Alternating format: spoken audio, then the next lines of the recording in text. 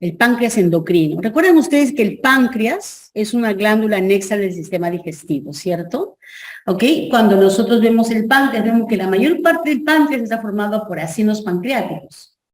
¿Sí? Es una glándula mixta y tiene los famosos islotes de Langerhans, que sería la parte endocrina. Y de esa es la que nos vamos a ocupar ahora. ¿Ok? El páncreas endocrino, o islote de Langerhans, en la semana 4 del desarrollo, se forman dos evaginaciones de revestimiento endodérmico del duodeno. Porque recuerden ustedes que esta glándula se desemboca en el duodeno, entonces también se origina, ¿no es cierto?, de ese revestimiento del epitelio, ¿no?, de la parte del endodermo del duodeno.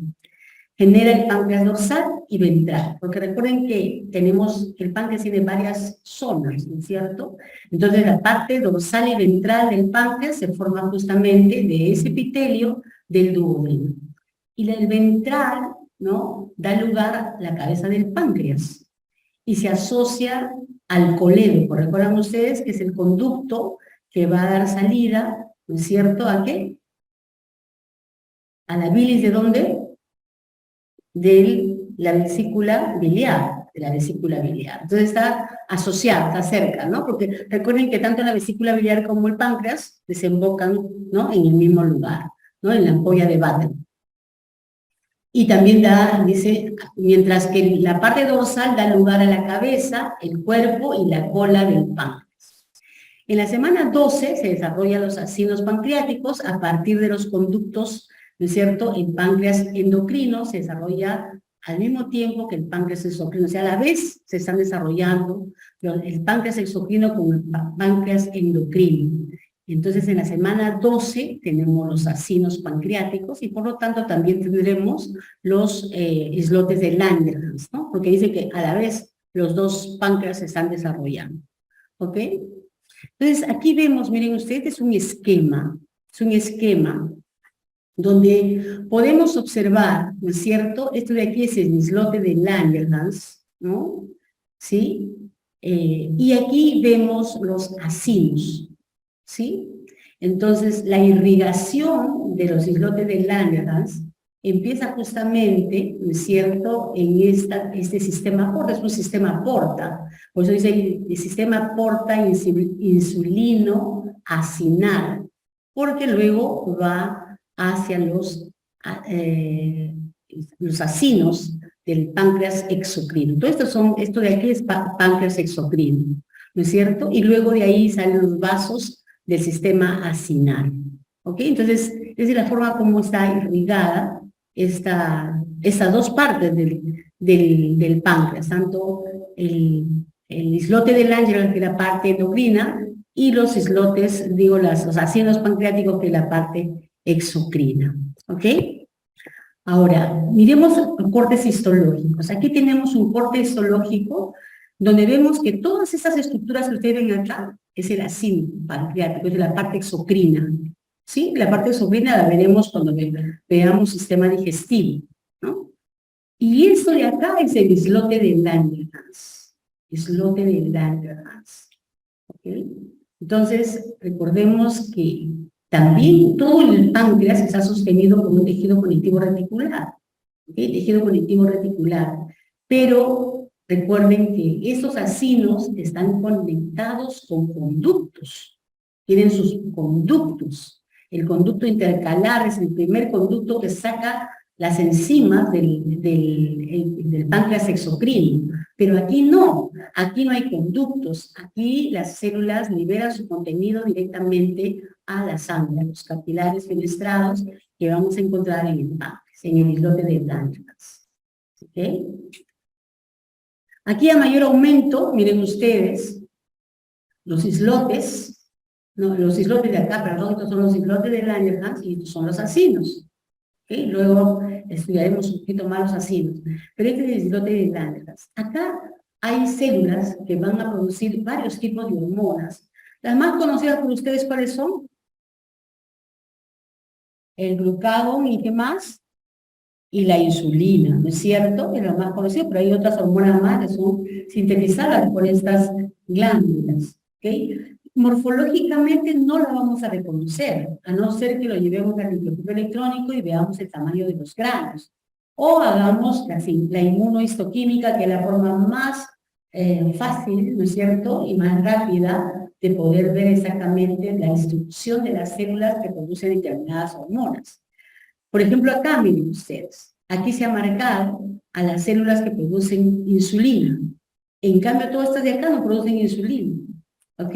Entonces, las que están positivas, ¿no?, a esta inmunotensión son las células que están produciendo insulina, ¿ok? Y estas son negativas a la insulina.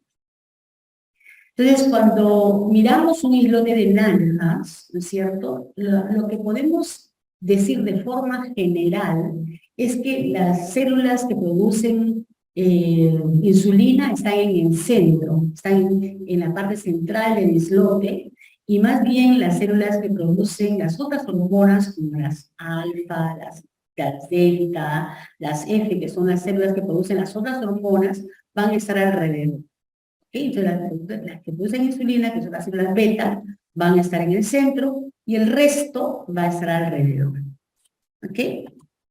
Entonces, aquí tenemos un cuadrito donde podemos ver las diferentes células que hay en el islote de Langerhans. Las células beta, que son las que ustedes conocen, ¿no es cierto?, mejor, las células beta y alfa. El 70% son células beta. En la región central del islote produce insulina, y ya sabemos qué hace la insulina. ¿Qué hace la insulina? Disminuye la glicemia, ¿no es cierto? Disminuye el azúcar en la sangre. Las alfa hacen lo contrario, ¿no es cierto? Son antagónicas, igual que la paratormona y ¿quién más? La calcitonina. Esas son antagónicas. También igual, la insulina y el glucagón son hormonas antagónicas. ¿Ok? Y entonces ellas aumentan la glicemia. ¿Ok? Entonces, cuando nosotros estamos de hambre, podríamos decir así, estas células son las que están fastidiándonos, y las otras al revés, las que guardan el glucógeno, los carbohidratos, ¿no es cierto?, la glucosa en forma de glucógeno. ¿Ok? Esas células delta, ¿no es cierto?, son el 5%. Vamos a encontrar más en la parte periférica, ¿no es cierto?, pero dice que también pueden estar en cualquier otra parte, dispersas por todo el islote.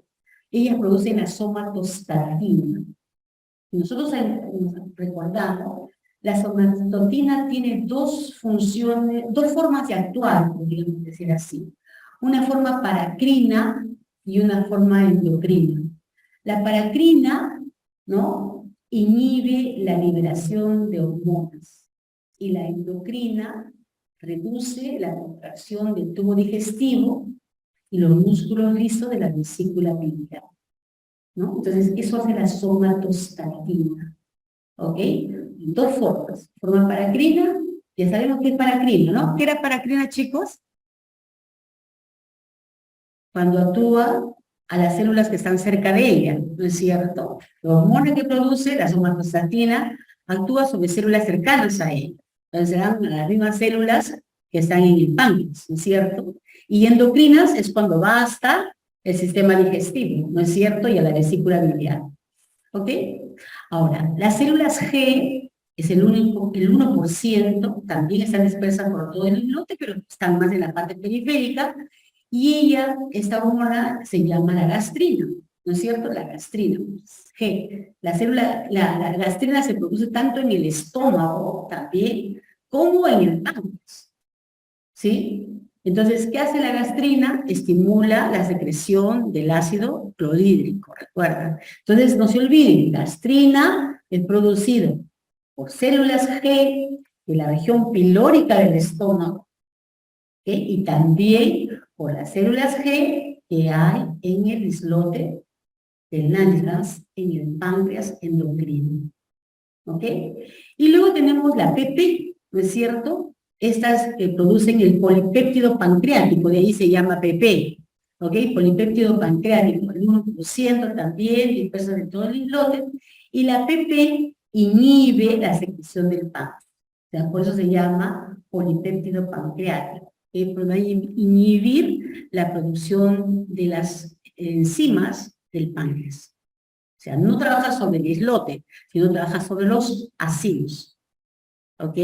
Entonces, ¿qué tipo de trabajo será? ¿Paracrino, autocrino o endocrino? Si trabaja sobre el mismo páncreas, paracrino, ¿no es cierto? Paracrino, ¿ok? Muy bien.